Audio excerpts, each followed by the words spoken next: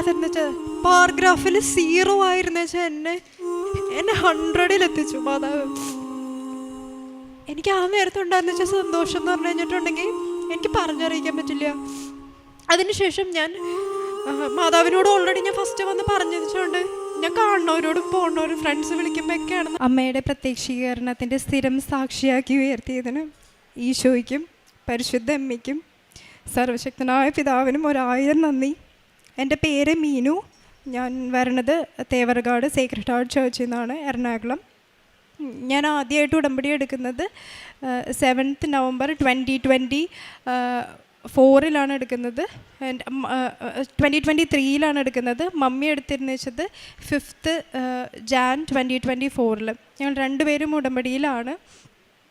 ഞാൻ last year ജനുവരിയിൽ വന്നിട്ട് ഇവിടെ സാക്ഷ്യം പറഞ്ഞതായിരുന്നു. ഞാൻ UK-ലായിരുന്നു ഉണ്ടായിരുന്നത്. സ്റ്റുഡൻറ്റ് വിസയിൽ പോയ ഒരാളാണ് 2022 സെപ്റ്റംബറിൽ. അതിനുശേഷം ഇവിടെ ഉടമ്പടി എടുത്തതിൻ്റെ ഭാഗമായിട്ട് ഞാൻ കഴിഞ്ഞ പ്രാവശ്യം ഉടമ്പടി പറഞ്ഞതിൻ്റെ സാക്ഷ്യം പറഞ്ഞതിൻ്റെ ഒരു വളരെ ഷോർട്ടായിട്ട് പറയാണ്. ഞാനിവിടെ ഉടമ്പടി എടുത്തതിൻ്റെ ഭാഗമായിട്ടും അതുപോലെ തന്നെ റാലിയിൽ പങ്കെടുത്തതിൻ്റെ ഭാഗമായിട്ടും എനിക്ക് UK മിനിസ്ട്രി ഓഫ് ഡിഫൻസിൽ ഞാനിപ്പോൾ പറയുന്ന പോലെ അത്ര ഈസി അല്ല, വളരെ ബുദ്ധിമുട്ടായിട്ടുള്ള ഒരു ഡിപ്പാർട്ട്മെൻറ്റാണ്. അവിടെ UK ആർമിയിൽ, ബ്രിട്ടീഷ് ആർമിയിൽ അക്കൗണ്ടൻ്റായിട്ട് ജോലി കിട്ടി. ഞാൻ അത്യാവശ്യം നന്നായി തന്നെ ഉടമ്പടിയൊക്കെ നന്നായി പോയി. ലാസ്റ്റ് ഇയറിൽ UK-ൽ കുറേ റൂൾസ് ചേഞ്ചസ് വന്നു. അങ്ങനെ വന്ന പാട്ടത്തിൽ എനിക്ക് എൻ്റെ ജോബിന് വിസ കിട്ടില്ല എന്നായി. അപ്പം ഞാൻ വേറെ ജോലിക്കൊക്കെ നോക്കി, ജോബിന് ഇൻ്റർവ്യൂസിനൊക്കെ പോയപ്പോഴും ഞാൻ ചോദിച്ച പോലെ എനിക്ക് ഒരു ഇൻ്റർവ്യൂ കിട്ടി, നന്നായി തന്നെ ചെയ്തു. പക്ഷേ എനിക്ക് ആ ജോലി കിട്ടിയില്ല എന്ന് പറഞ്ഞു കഴിഞ്ഞാൽ വിസ കൊടുക്കില്ല അവർ. അപ്പോൾ എനിക്ക് ആ ഇൻ്റർവ്യൂ കിട്ടാതെ ആയപ്പോൾ തന്നെ ഞാൻ ഉറപ്പിച്ചു ഇനി എനിക്ക് കിട്ടില്ല, ഡെഫിനറ്റ്ലി കിട്ടില്ല. പക്ഷെ ഞാൻ അപ്പോഴും അമ്മ തന്ന ജോലിയിൽ സ്ഥിരമായിട്ട് നിൽക്കുവാണ്. അപ്പോൾ ആ ടൈമിൽ എല്ലാവരും എന്നോട് പറഞ്ഞു, നീ ഒരു കാര്യം ചെയ്യുന്ന കാരർ വിസ എടുക്ക്, കാരർ വിസയിലോട്ട് മാറുക. അപ്പം ഞാനാണെന്നുണ്ടെങ്കിൽ എനിക്ക് മാതാവ് തന്ന ജോലിയാണ്. അപ്പം ഞാൻ വേറൊരു കാരർ വിസ എടുത്തു കഴിഞ്ഞാൽ അത് ഡിസ്റെസ്പെക്റ്റ് ആയിരിക്കും. എനിക്ക് മാതാവ് അത്രയും തന്നിട്ട് ഞാനത് ഉപേക്ഷിക്കുക എന്ന് പറഞ്ഞാൽ അപ്പം ഞാനതൊന്നും ഒട്ടും വില്ലിങ് അല്ലായിരുന്നു. എൻ്റെ നിലനിൽപ്പിന് വേണ്ടി ഞാനത് ചെയ്യുമില്ല എന്ന് ഉറപ്പായിരുന്നു. പിന്നെ എല്ലാവരും പറഞ്ഞത് ഞാൻ മാരീഡ് അല്ല, അപ്പം ഒരു വിസയുള്ളൊരു ചെക്കനെ കല്യാണം കഴിക്കി കുറച്ച് എളുപ്പമാണ്, അപ്പം നിനക്ക് ഈ ജോലി തന്നെ കണ്ടിന്യൂ ചെയ്യാം. അപ്പം ഞാൻ കുറച്ച് 90s 70s ഓടിക്കൊണ്ടിരിക്കുന്ന ആളോ, എനിക്കങ്ങനെ ഒരു വിസയ്ക്ക് വേണ്ടിയോ ഒരു ജോലിക്ക് വേണ്ടിയോ കല്യാണം കഴിക്കാൻ എനിക്ക് ഭയങ്കര ബുദ്ധിമുട്ടാണ്, എന്നെക്കൊണ്ട് പറ്റുന്ന പരിപാടിയല്ലത്. അപ്പം ഞാൻ അത് കാരണം തന്നെ ഞാൻ പറഞ്ഞു കല്യാണത്തിന് അഗെയിൻസ്റ്റ് ഒന്നും അല്ല കേട്ടോ, പക്ഷേ ഞാൻ അങ്ങനെ ഒരു കാരണത്തിന് വേണ്ടി കല്യാണം കഴിക്കില്ല. അങ്ങനെ ഞാൻ അത് പറഞ്ഞിട്ട് പറഞ്ഞ് നോക്കാതിരുന്നൊന്നുമില്ല. ഞാൻ എന്നിട്ട് അതൊന്നും നടന്നില്ല. ഞാൻ ഈ വർഷം ജനുവരി 2026 1-ാം തീയതി UK-ന്ന് ലീവ് ചെയ്യണം. ഇവിടെ വന്ന് 2-ാം തീയതി വന്ന് ഉടമ്പടി ഞാൻ പുതുക്കി പ്രാർത്ഥിച്ചു. പിന്നെ പൊതുവേ എല്ലാവരും ഇങ്ങനെ വരുമ്പോൾ ചോദിക്കും ഇനി എന്താ പരിപാടി, ജോബ് ആവുന്നില്ലേ, അങ്ങനെയൊക്കെ ചോദിക്കും. ഞാൻ സങ്കടം ഉണ്ടായിരുന്നു. അത് കഴിഞ്ഞിട്ട് ഞാനിവിടെ വന്ന് പ്രാർത്ഥിച്ചു. അത് കഴിഞ്ഞിട്ട് അച്ഛനെ കാണാനായിട്ട് എനിക്കൊരു അവസരം കിട്ടി. എൻ്റെ തലക്ക് പിടിച്ചിട്ട് കുരിശ് വെച്ചിട്ട് എന്നെ പ്രാർത്ഥിച്ചിട്ട് എന്നോട് ചോദിച്ചു എന്താ നീ പഠിച്ചതെന്ന് ചോദിച്ചു. അപ്പോൾ ഞാൻ പറഞ്ഞു അക്കൗണ്ടിങ്ങാണ് പഠിച്ചതെന്ന് പറഞ്ഞു. എന്നിട്ട് അച്ഛൻ മാതാവിനോട് എന്തോ പറഞ്ഞു. എന്നിട്ട് അച്ഛൻ എന്നോട് പറഞ്ഞു മാതാവ് നിൻ്റെ കൂടെ ഉണ്ട് എന്ന് പറഞ്ഞു. എനിക്ക് ആ സമയത്ത് സന്തോഷം കൊണ്ടിട്ട് എൻ്റെ കണ്ണ് ഭയങ്കരമായിട്ട് നിറഞ്ഞു. എന്നിട്ട് അച്ഛൻ എൻ്റെ അടുത്ത് പറഞ്ഞു എത്ര വയസ്സായി എന്ന് ചോദിച്ചപ്പോൾ ഞാൻ പറഞ്ഞു 27 വയസ്സായി എന്ന് പറഞ്ഞു. അപ്പോൾ അച്ഛൻ എന്നോട് പറഞ്ഞു ഒന്നുകൊണ്ടും പേടിക്കണ്ട, നിൻ്റെ എല്ലാ കാര്യവും നടക്കും, ഉടമ്പടി ഇതുപോലെ തന്നെ കണ്ടിന്യൂസ് ആയിട്ട് ചെയ്താൽ മതി എന്ന് പറഞ്ഞു. ഞാൻ പോയി. അത് കഴിഞ്ഞിട്ട് പല ഇൻ്റർവ്യൂസും അറ്റൻഡ് ചെയ്തു. എന്തെങ്കിലുമൊക്കെ ഒരു കാരണം തടസ്സം വരും, സാലറിയുടെയോ അല്ലെങ്കിൽ ജോലി ടൈമിങ്ങോ അങ്ങനെ എന്തെങ്കിലുമൊക്കെ ആയിട്ട് പ്രശ്നം വരും, വേണ്ടാന്ന് വയ്ക്കുക. അപ്പം എനിക്ക് ഭയങ്കര ആഗ്രഹമായിരുന്നു, ഞാൻ UK ഗവൺമെൻറ്റിൽ വർക്ക് ചെയ്തുകൊണ്ട് അതൊരു ഫൗണ്ടേഷൻ മാത്രമായിരിക്കണം. എനിക്ക് UK ഗവൺമെൻറ്റിൽ അഗെയിൻ വർക്ക് ചെയ്യണം. പക്ഷെ അത് കാരണമാണ് എനിക്ക് വെച്ചാൽ ഇതിന് വേണ്ടിയിട്ട് ഈ ഒരു പുതിയ ജോലി കിട്ടാൻ വേണ്ടിയിട്ട് അതെനിക്കൊരു ഫൗണ്ടേഷനാണെന്ന് വരണം എന്ന് എനിക്ക് ഭയങ്കര ആഗ്രഹമായിരുന്നു. ബിക്കോസ് എനിക്ക് ആ ജോലി തന്നത് മാതാവാണല്ലോ. അപ്പോൾ അതിൻ്റെ ഒരു കണ്ടിന്യൂഷൻ ആണെന്ന് എനിക്ക് ഭയങ്കര ആഗ്രഹമായിരുന്നു.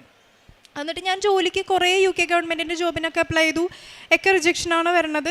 അങ്ങനെ ഒരു ജോലിക്ക് എനിക്ക് ഇൻ്റർവ്യൂ കോള് വന്നു. ഇൻ്റർവ്യൂ കോള് വന്നെന്ന് പറഞ്ഞു കഴിഞ്ഞാൽ അത് ഡൽഹിയിലാണ്. എല്ലാവർക്കും അറിയാം ബ്രിട്ടീഷ് കൗൺസിൽ IELTSഉം അതുപോലെ UK വിസ അടിക്കുന്ന UK എംബസി എക്കത്തിൻ്റെയും ഹെഡ് ഓഫീസായിട്ടുള്ള ബ്രിട്ടീഷ് ഹൈ കമ്മീഷനിൽ നിന്ന് ഫൈനാൻസ് ഓഫീസർ പൊസിഷനിലേക്ക് എനിക്ക് ഇൻ്റർവ്യൂ കോൾ വന്നു.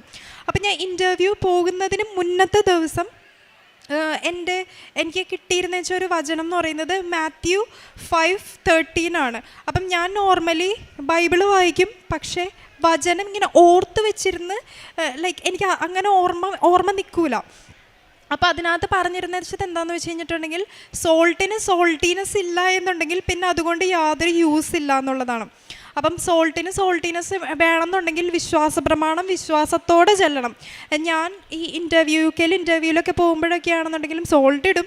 പിന്നെ എനിക്ക് പണ്ടേ തൊട്ട് ലൈക്ക് കൊച്ചിൽ തൊട്ടിട്ട് എനിക്ക് എക്സാം ഫിയർ ഭയങ്കര പേടിയുള്ള കൂട്ടത്തിലാണ്. ലൈക്ക് ഞാൻ ബോധം കെട്ട് വീഴും. മമ്മി എനിക്ക് വേണ്ടി ഞാൻ എക്സാം എഴുതുന്ന സമയത്ത് പ്രാർത്ഥിക്കും, എന്നാലും എനിക്ക് ഇച്ചിരി ബോധമൊക്കെ ഉണ്ടാവുള്ളൂ. ലൈക്ക് അത്ര എനിക്ക് എക്സാം ഫിയർ ഉള്ള കൂട്ടത്തിലാണ്.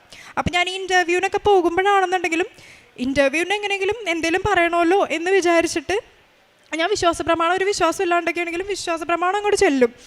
ഉപ്പിട്ടിട്ട് വിശ്വാസപ്രമാണം ചെല്ലണമെന്നാണല്ലോ, അങ്ങനെ അത് കാരണം ഞാൻ വെറുതെ അങ്ങ് ചൊല്ലും. അപ്പോൾ ഇവിടെ വെച്ചിട്ട് എന്നോട് നേരത്തെ ഈ ഇൻ്റർവ്യൂവിന് പോകുന്നതിന് മുന്നേ കർത്താവ് എനിക്ക് ഒരു എന്താ പറയുക ഇത് നേരത്തെ തരുക, ഇല്ല നീ വിശ്വാസപ്രമാണം പ്രോപ്പറായിട്ട് ചെല്ലണം, നിൻ്റെ കൂടെ ഞാൻ ഉണ്ടാകും എന്ന് എന്നോട് നേരത്തെ പറയുമായിരുന്നു. ഈ ഓൾ ടൈമിലും എനിക്ക് എപ്പോഴും കിട്ടിക്കൊണ്ടിരുന്ന വെച്ചാൽ വചനങ്ങൾ എപ്പോഴും ജോബിൻ്റെയാണ്. അപ്പം ഞാൻ മമ്മീനോട് എപ്പോഴും പറയും, മമ്മി എനിക്ക് എപ്പോഴും ജോബിൻ്റെ കിട്ടണേ, ദൈവം എൻ്റെ കൂടെ എന്തായാലും ഉണ്ടാകും, ലൈക്ക് ഡെഫിനറ്റ്ലി ഉണ്ടാകും. പക്ഷേ എനിക്ക് കുറേ സ്ട്രഗിൾസ് ഉണ്ടാകും, കുറേ വിഷമങ്ങൾ ഉണ്ടാകും എന്നെനിക്കറിയാം. കാരണം ജോബിൻ്റെ പുസ്തകത്തിൽ അങ്ങനെയാണ്, ജോബിൻ്റെ കൂടെ എപ്പോഴും കർത്താവ് ഉണ്ടാകും, പക്ഷെ കുറേ സ്ട്രഗിൾസ് ഉണ്ടാകും. അങ്ങനെ ഞാൻ ഇൻ്റർവ്യൂവിന് വേണ്ടിയിട്ട് ഡൽഹിയിലേക്ക് പോയി. ഡൽഹിയിൽ ഞാൻ ലാൻഡ് ചെയ്തു. അത് കഴിഞ്ഞിട്ട് ഞാൻ ഊബർ എടുത്ത് ഹൈ കമ്മീഷനിൽ പോയി. ഹൈ കമ്മീഷനിൽ ചെന്ന് കഴിഞ്ഞപ്പോഴേക്കും ഞാൻ അടിച്ചു കൊടുത്തത് ഗേറ്റ് ഡിഫറെൻ്റാണ്. ഈസ്റ്റ് ഗേറ്റിന് പകരം വെസ്റ്റ് ഗേറ്റിൽ പോയിട്ട് എന്നെ ഡ്രോപ്പ് ചെയ്തു അവർ. അപ്പം ആ സമയത്ത് എന്ന് വെച്ച് കഴിഞ്ഞാൽ ഫുള്ളൊരു സെമി സർക്കിൾ നമ്മൾ കറങ്ങി അപ്പുറത്ത് ചെന്നാലേ അതിൻ്റെ മെയിൻ ഗേറ്റ് ഉള്ളൂ. അപ്പം എൻ്റെ മനസ്സിൽ ആകെ വന്നത് വേറെ ഇത്ര നടക്കണോ അങ്ങനെയൊന്നും അല്ല. ഞാനപ്പോൾ ആദ്യം വിചാരിച്ചത് ജെറിക്കോ പട്ടണമാണ്. ഇസ്രായേൽ ജനത്തിന് വേണ്ടിയിട്ട് ദൈവം അവർക്ക് ജയിക്കാൻ വേണ്ടിയിട്ട് അവർക്ക് ആ ജെറിക്കോ പട്ടണത്തിന് ചുറ്റിനും നടന്ന് അവർ പ്രാർത്ഥിച്ചു. അതാണ് എൻ്റെ മനസ്സിൽ ആ സമയത്ത് ഓടി വന്നത്. ഞാൻ അവിടെ തൊട്ടിട്ട് ഉപ്പിട്ട് വിശ്വാസപ്രമാണം നല്ല വിശ്വാസത്തോടെ ആ മെയിൻ ഗേറ്റ് വരെ നിന്ന് നടന്ന് പ്രാർത്ഥിച്ചു ചെല്ലി മെയിൻ ഗേറ്റിൽ എത്തിക്കഴിഞ്ഞപ്പോൾ അവരെൻ്റെ അടുത്ത് പറഞ്ഞു, ഭയങ്കര ഏർലിയാണ് വന്നത്, ഭയങ്കര നേരത്തെ വന്നു, 1 മണിക്കൂർ വെയിറ്റ് ചെയ്യണമെന്ന് പറഞ്ഞു. അങ്ങനെ ഞാൻ 1 മണിക്കൂർ അവിടെ വെയിറ്റ് ചെയ്യാൻ വേണ്ടി ഇരുന്ന വെച്ച സമയത്ത് ഞാൻ അന്ന് ഇൻ്റർവ്യൂവിന് എന്നെ ഇൻ്റർവ്യൂ ചെയ്യാൻ പോകുന്നവരെല്ലാവരെയും സമർപ്പിച്ചിട്ട് കൊന്ത ചൊല്ലി, അതുപോലെ വിശ്വാസപ്രമാണം ചൊല്ലി, അതുപോലെ പ്രാർത്ഥനകൾ അവിടെ നിന്ന് ചൊല്ലിക്കൊണ്ടിരിക്കുകയായിരുന്നു. അത് കഴിഞ്ഞ് അകത്ത് കയറി ഇൻ്റർവ്യൂവിന് വേണ്ടിയിട്ട് ഇൻ്റർവ്യൂ വെയിറ്റിംഗ് റൂമിൽ ചെന്ന് കഴിഞ്ഞപ്പോഴേക്കും അവിടെ ഞാൻ ഉപ്പിട്ട് വിശ്വാസപ്രമാണം വിശ്വാസത്തോടെ ചൊല്ലി വെയിറ്റ് ചെയ്തിരുന്നു. അതേ ഞാൻ ഇൻ്റർവ്യൂവിന് വിളിച്ചു. ഇൻ്റർവ്യൂ റൂമിൽ ചെന്ന് കഴിഞ്ഞപ്പോഴേക്കും ഒരു സാറും ഒരു ലാപ്ടോപ്പും മാത്രമേ ഉള്ളൂ. അപ്പോൾ എനിക്കറിയില്ല എന്താ ഇതൊരു ജസ്റ്റ് ഒരാൾ മാത്രമാണ് ഇൻ്റർവ്യൂ, കാരണം ഇത്രയും ഒരു ടോപ്പ് പൊസിഷന് വേണ്ടിയിട്ട് ഇങ്ങനെ ലൈക്ക് ഒരാൾ മാത്രമാണെന്നൊക്കെ ഞാനിങ്ങനെ വിചാരിച്ചു. അത് കഴിഞ്ഞിട്ട് എന്നോട് ലൈക്ക് എനിക്ക് ലാപ്ടോപ്പ് എന്നിട്ട് പറഞ്ഞു എക്സാം ഉണ്ട് എന്ന് പറഞ്ഞപ്പോൾ ഞാൻ ഇൻ്റർവ്യൂ പ്രിപ്പയർ ചെയ്ത് പോയി ഞാൻ എക്സാം എഴുതാൻ പോകണം. അതെനിക്കൊരു വലിയൊരു എന്താ പറയുക ഭയങ്കര ഒരു ഷോക്കായിരുന്നു. ബിക്കോസ് ഒരു എക്സാമും ഇൻ്റർവ്യൂവും വ്യത്യാസമുണ്ട്. കാരണം ഇൻ്റർവ്യൂവിൽ നമുക്ക് എന്തെങ്കിലുമൊക്കെ പറഞ്ഞു ഒപ്പിക്കാം, പക്ഷേ എക്സാമിൽ റൈറ്റ് ചെയ്യുന്നത് എന്താണോ അതിനായിരിക്കും അവർ പ്രോപ്പറായിട്ട് സ്കോർ ചെയ്യുക. ഞാൻ ടെൻഷനായി. പക്ഷേ എന്നാലും എൻ്റെ കൂടെ മാതാവുണ്ടല്ലോ, എൻ്റെ കൂടെ എന്താ കാശുരൂപമുണ്ട്. ഞാൻ കാശുരൂപം മുറുക്കി പിടിച്ചു. അവിടെയും എൻ്റെ പോക്കറ്റിൽ നിന്ന് എടുത്തിട്ട് ഒരു നുള്ള് ഉപ്പിട്ടു, പ്രാർത്ഥിച്ചു. ക്വസ്റ്റ്യൻ കണ്ടപ്പോൾ ഞാൻ ശരിക്കും ഞെട്ടി. ബിക്കോസ് അതിന് മുന്നത്തെ ദിവസം മമ്മിയും എൻ്റെ സിസ്റ്റർ എന്നോട് 1000 വട്ടം പറഞ്ഞു, ഒരു കാര്യം ചെയ്യും, നീ UK എംബസി ആണെങ്കിൽ പോലും ഇന്ത്യയിലാണുള്ളത്, ഇന്ത്യൻ കാര്യങ്ങൾ പഠിക്കുകയെന്ന് പറഞ്ഞു. അപ്പം ഞാനപ്പോൾ മമ്മിനോട് പറഞ്ഞു, മമ്മി ഇൻ്റർവ്യൂ എനിക്കറിയാം, ബിക്കോസ് ഞാൻ UK ഗവൺമെൻറ്റിൽ വർക്ക് ചെയ്തിരുന്നതുകൊണ്ട് തന്നെ അവിടുത്തെ ഒരു പാറ്റേണൊക്കെ എനിക്കറിയാം. എന്നിരുന്നാൽ പോലും ഞാൻ ChatGPTയും ജെമിനിയൊക്കെ വെച്ചിട്ടാണ് പഠിച്ചുകൊണ്ടിരുന്നത്. അപ്പം ഇതിനകത്ത് റാൻഡമായിട്ട് വന്ന കുറേ ടോപ്പിക്സാണ് എനിക്ക് ആ ക്വസ്റ്റ്യൻ വന്നിരുന്നത് വെച്ചാൽ ഞാൻ വാറ്റാണ് പഠിച്ചിട്ട് പോയത്. പക്ഷേ ക്വസ്റ്റ്യൻ വന്നത് വളരെ ബേസിക് ആയിട്ടുള്ള GST, GSTIN, പിന്നെ അതുപോലെ GST റിലേറ്റഡ് ക്വസ്റ്റ്യൻസ്. ഞാൻ 3-4 വർഷമായിട്ട് ഇന്ത്യയിലല്ല വർക്ക് ചെയ്യുന്നതുകൊണ്ടും വാറ്റാണ് ഞാൻ പ്രിപ്പയർ ചെയ്ത് പോയേക്കുന്നതുകൊണ്ടും എനിക്ക് ബേസിക് ആയിട്ടുള്ള കാര്യങ്ങളല്ലാതെ ഈ GST എക്സ്പ്ലെയിൻ ചെയ്യാനോ GSTIN എക്സ്പ്ലെയിൻ ചെയ്യാനൊന്നും എനിക്കറിയില്ല. ഞാൻ എന്തൊക്കെയോ എഴുതി വെച്ചു, ഒരു കാൽക്കുലേഷൻ ഉണ്ടായിരുന്നു, ആ കാൽക്കുലേഷനും ചെയ്തു വെച്ചു. അത് കഴിഞ്ഞ് കഴിഞ്ഞിട്ട് ഞാൻ ഇറങ്ങി പോരുന്നതിന് മുന്നേ 1 മിനിറ്റ് സമയം കൂടി എനിക്ക് കിട്ടി അവിടെ. എക്സാം കഴിഞ്ഞ് കഴിഞ്ഞപ്പോൾ എന്നെ ഒരാളെ സ്കൗട്ട് ചെയ്യണം പുറത്തേക്ക്. അപ്പം ആ സമയത്ത് ഞാൻ ഉടമ്പടി തൈലം എടുത്തിട്ട് കുരിശ് വരച്ചു, ടേബിളിൻ്റെ അടിയിൽ കുരിശ് വരച്ചു. ഞാൻ ഇൻ്റർവ്യൂവിന് കയറിയപ്പോഴും ഉപ്പ് ഇട്ടിട്ട് പ്രാർത്ഥിക്കുകയും ഉടമ്പടി തൈലം എൻ്റെ നെറ്റിയിൽ കുരിശ് വരയ്ക്കുകയും അതുപോലെ തേൻ കുടിക്കുകയൊക്കെ ചെയ്തിട്ടുണ്ടായിരുന്നു.